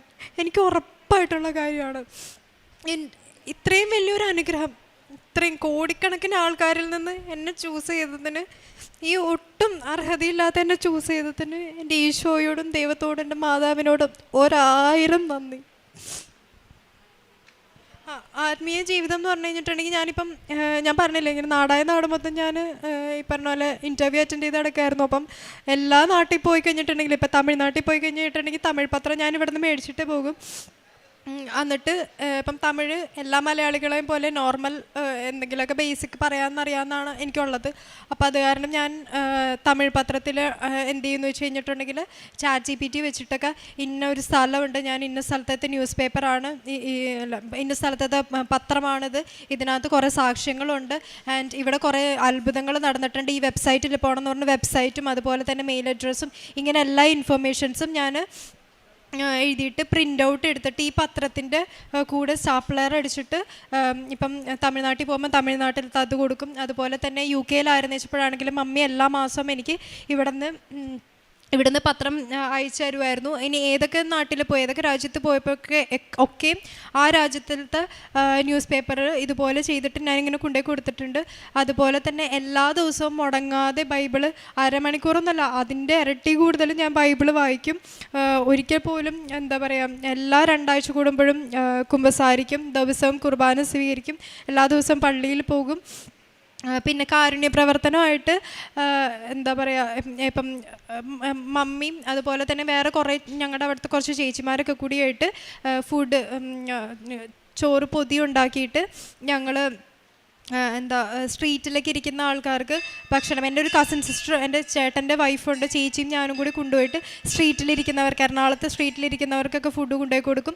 അതുപോലെ തന്നെ ഹോസ്പിറ്റലിലാണെന്നുണ്ടെങ്കിലും ഹോസ്പിറ്റലിലൊക്കെ പോയിട്ടും അതുപോലെ നമ്മൾ അവരോടൊക്കെ വർത്തമാനമൊക്കെ പറഞ്ഞ് അവർക്കും ഭക്ഷണമൊക്കെ കൊടുക്കുകയൊക്കെ ചെയ്യും. പിന്നെ അതുപോലെ തന്നെ ഇപ്പം കാശിനൊക്കെ എന്തെങ്കിലും ആവശ്യമുള്ള എന്തെങ്കിലും സർജറിയോ അങ്ങനെ എന്തെങ്കിലുമൊക്കെ വരണമെന്ന് കേട്ട് കഴിഞ്ഞിട്ടുണ്ടെങ്കിൽ അതിനും ആണെന്നുണ്ടെങ്കിൽ പൈസ കൊടുക്കും. ആൻഡ് ഞാൻ പണ്ടുണ്ടായിരുന്ന വെച്ചതിനേക്കാൾ കുറേ ഇമ്പ്രൂവ് ആയി. എന്ന് വെച്ചാൽ പണ്ട് ഞാൻ ദിവസം പള്ളിയിലൊന്നും പോകുന്നിരുന്ന വെച്ചാൽ ഒരാളൊന്നും ആയിരുന്നില്ല. ഉടമ്പടി എടുത്തതിന് ശേഷമാണ് ഞാൻ ദിവസം പള്ളിയിൽ പോയിക്കൊണ്ടിരുന്നത് വെച്ചത്. ഞാൻ UK-യിലായിരുന്നു വെച്ചപ്പോഴും ഞാൻ വളരെ ഒരു ഐസൊലേറ്റഡ് പ്ലേസിലാണ് ഞാൻ താമസിച്ചിരുന്നത് വെച്ചത്. കാരണം ആർമിയിലായതുകൊണ്ട് തന്നെ അത് ഹെലികോപ്റ്റർ ഫീൽഡായിരുന്നു. ഒച്ച പുറത്ത് പോകാതിരിക്കാൻ വേണ്ടിയിട്ട് വളരെ ഒരു ഐസൊലേറ്റഡ് ഏരിയ ആയിരുന്നു. അവിടെ നിന്ന് എന്താ പറയുക ഒരു മണിക്കൂർ എനിക്ക് ബസ്സിൽ യാത്ര ചെയ്താൽ അടുത്തൊരു ക്ലോസസ്റ്റ് ആയിട്ടുള്ളൊരു ചേർച്ചുള്ളൂ, കാത്തലിക് ചേർച്ചുള്ളൂ. അപ്പം എനിക്കാണെന്നുണ്ടെങ്കിൽ ഞായറാഴ്ച ബസ്സും ഇല്ല, എന്നാലും ഞാൻ ക്യാബ് വിളിച്ചിട്ടാണെങ്കിൽ അവിടെ ഒത്തിരി ക്യാഷാണ് ക്യാബിന്. പക്ഷേ എനിക്ക് മാതാവ് തന്ന ജോലി ആയതുകൊണ്ട് എനിക്ക് ഒരു കുഴപ്പമുണ്ടായിരുന്നില്ല. അപ്പം അതിന് വേണ്ടിയിട്ട് പൈസ മുടക്കാനായിട്ട് അങ്ങനെ ക്യാബ് വിളിച്ചിട്ടാണെങ്കിലും സൺഡേ മാസസ് ഞാൻ ഒരിക്കലും മിസ് ചെയ്തിട്ടില്ല. തന്ന എല്ലാ അനുഗ്രഹങ്ങൾക്കും മാതാവിന് 1000 നന്ദി. ഇനി മമ്മിക്ക് കിട്ടിയ അനുഗ്രഹം പറയും. എൻ്റെ പേര് റീന. ഞാൻ ഉടമ്പടി എടുത്തത് ആദ്യമായിട്ട് ഓൺലൈനാണ് ഉടമ്പടി എടുത്തത്. അതിനൊരു കാരണം, ഞാൻ ബസ്സിൽ കയറി കഴിഞ്ഞ് ഒരു 1/4 മണിക്കൂർ കഴിഞ്ഞാൽ അപ്പം തുടങ്ങി ഛർദ്ദിക്കും. ഇവിടെ വരെയല്ല, എവിടെ പോയാലും ഞാൻ ഛർദ്ദിക്കും. അതുകൊണ്ട് തന്നെ ഞാൻ ഓൺലൈൻ ഉടമ്പടി എടുത്തിരുന്നത്. പിന്നെ ഞാൻ ഇവിടെ ഗുളിക കഴിച്ചിട്ട് വന്ന് കുറച്ച് നാൾ അങ്ങനെ വന്ന്, പിന്നെ ഞാൻ ആ ഗുളിക കഴിക്കാതെ വന്ന് എനിക്ക് എൻ്റെ മാതാവും ഈശോയും അതെനിക്ക് മാറ്റിത്തന്ന്. പിന്നെ അതുപോലെ തന്നെ അച്ഛൻ്റെ ധ്യാനം കൂടുക. ഞാൻ പഴയ ധ്യാനം മുതൽ എല്ലാ ധ്യാനവും ഞാൻ കൂടിയിട്ടുണ്ട്. എല്ലാ ധ്യാനവും ഞാൻ കൂടും. ഞാൻ അത്യാവശ്യം കുറച്ച് എൻ്റെയും പിള്ളേരുടെയൊക്കെ തയ്ക്കുന്ന കൂട്ടത്തിലാണ്. ഞാനപ്പോൾ തയ്ക്കാനിരിക്കുമ്പോൾ എല്ലാ ധ്യാനവും ഇങ്ങനെ വെച്ച് കൂടിക്കൊണ്ടിരിക്കും. അങ്ങനെ അച്ഛൻ ധ്യാനം കൂടിക്കൊണ്ടിരിക്കുമ്പോൾ അച്ഛൻ പറഞ്ഞ്, നിങ്ങൾക്ക് ആദ്യത്തെ ധ്യാനത്തിൽ തന്നെ അച്ഛൻ ഇങ്ങനെ പറഞ്ഞ്, നിങ്ങൾക്ക് അസുഖമുള്ളിടത്ത് കൈവച്ചിട്ട് പ്രാർത്ഥിക്കണമെന്ന്. ഞാനപ്പോൾ എനിക്ക് തയ്ക്കുമെങ്കിലും ഞാൻ 10 മിനിറ്റ് തയ്ച്ചാൽ ഞാൻ അരമണിക്കൂർ കിടക്കും. കട്ടിലിൻ്റെ അരികത്താണ് തയ്യൽ മെഷീൻ ഇട്ടേക്കണത്. കാരണം എനിക്ക് കുനിഞ്ഞിരിക്കാൻ പാടില്ല. ഇവിടെ കഴുത്തിന് കുനിഞ്ഞിരുന്നാൽ വല്ലാത്ത വേദനയും വിഷമങ്ങളുമാണ്. അതുകൊണ്ട് ഞാൻ അരമണിക്കൂർ കിടന്നിട്ട് 10 മിനിറ്റ് തയ്ക്കുന്ന ഒരു വ്യക്തിയാണ്. അപ്പം ഞാനിങ്ങനെ അച്ഛനെ ഇത് പറഞ്ഞപ്പോൾ ഞാൻ ഈ കൈ വെച്ചിട്ട് ഞാൻ പറഞ്ഞ്, എൻ്റെ മാതാവേ, നിനക്ക് ഇതൊന്ന് സൗഖ്യപ്പെടുത്തി കഴിഞ്ഞാൽ ഞാനിത് തുടർന്നിങ്ങനെ തയ്ക്കൂലേ? എൻ്റെ ഈശോയെ, നിൻ്റെ അണിപ്പഴുതാർന്ന കരങ്ങൾ എൻ്റെ കഴുത്തിലൊന്ന് വെച്ച് സുഖപ്പെടുത്തിത്താ എന്ന് പറഞ്ഞ് ഞാനത് പറഞ്ഞ് അച്ഛൻ്റെ ധ്യാനവും കഴിഞ്ഞ് എല്ലാം കഴിഞ്ഞ് പോയി. അത് കഴിഞ്ഞ് ഞാൻ ഉച്ച കഴിഞ്ഞ് വീണ്ടും തയ്ക്കാനിരുന്ന്. ഞാനപ്പോൾ അതൊന്നും ഓർത്തില്ല, തയ്ച്ച് അങ്ങനെ പോയി. പിറ്റേ ദിവസവും ഞാനിരുന്ന് തയ്ച്ച് അതിന് വൈകുന്നേരം വരെ തയ്ച്ചു. പക്ഷെ ഞാൻ അത് കഴിഞ്ഞ് വൈകുന്നേരം ആയപ്പോൾ അയ്യോ ഞാൻ കിടന്നില്ലല്ലോ, ഇത്രയും നേരമായിട്ട് എനിക്ക് ഇങ്ങനത്തെ ഒരു അവസ്ഥ വന്നില്ലല്ലോ. അന്ന് ആ നിമിഷം അച്ഛൻ്റെ ധ്യാനത്തിലൂടെ, ഓൺലൈൻ ധ്യാനത്തിലൂടെ എന്നെ സൗഖ്യപ്പെടുത്തി. അതുപോലെ തന്നെ എൻ്റെ കാലിന് താഴ്ത്തു കുത്താൻ പറ്റാത്ത അവസ്ഥയായിരുന്നു. ഹോസ്പിറ്റലിൽ കാണിച്ചപ്പോൾ കാലുമേ എല്ല് വളരണം എന്നാണ് പറഞ്ഞിരുന്നത്. ഞാൻ കഴിഞ്ഞ ജപമാല, അതിന് മുമ്പത്തെ 2 റാലിയിലും ഞാൻ പങ്കെടുത്തിരുന്ന വ്യക്തിയാണ്. കഴിഞ്ഞ ജപമാല റാലി പങ്കെടുക്കാൻ പറ്റില്ല എന്നുള്ളത് തന്നെ ഉറപ്പായിരുന്നു. പക്ഷെ ഞാൻ ആ ഇതറിഞ്ഞ നിമിഷം തുടങ്ങി ഞാൻ എൻ്റെ മനസ്സിൽ ജപമാല റാലി പങ്കെടുത്തുകൊണ്ടിരിക്കുകയായിരുന്നു. കാരണം ആ നവംബർ 28 എനിക്ക് ആ റാലി പങ്കെടുക്കണം. എൻ്റെ അമ്മ എനിക്ക് സുഖപ്പെടുത്തി തരണം. ഞാൻ ധൈര്യപൂർവ്വം തന്നെ പോരുന്ന വണ്ടിയിൽ സീറ്റ് ബുക്ക് ചെയ്ത്, നടക്കാൻ പറ്റിയില്ലെങ്കിൽ ഇടയ്ക്ക് അച്ഛൻ പറഞ്ഞിട്ടുണ്ടല്ലോ വണ്ടി കയറി പോരാന്ന്. ഞാൻ ആ ഒരു ധൈര്യത്തിൽ പോന്നു. ഷൂ ഒക്കെ ഇട്ട് ഞാൻ പോകുന്നു. കുറച്ച് നേരം എനിക്ക് ആ ബുദ്ധിമുട്ട്, പിന്നെ ഞാൻ മറന്നുപോയി. ഞാനങ്ങ് നടന്ന് ഇവിടെ എത്തി. പിന്നെ ഇന്ന് വരെ എനിക്ക് ആ വേദന ഉണ്ടായിട്ടില്ല. ഞാനൊരു മരുന്നും കഴിച്ചിട്ടുമില്ല. ഇത്രയും വലിയ അനുഗ്രഹങ്ങൾ തന്ന എൻ്റെ ഈശോയ്ക്കും അമ്മ മാതാവിനും ഒത്തിരി നന്ദി പറയുന്നു.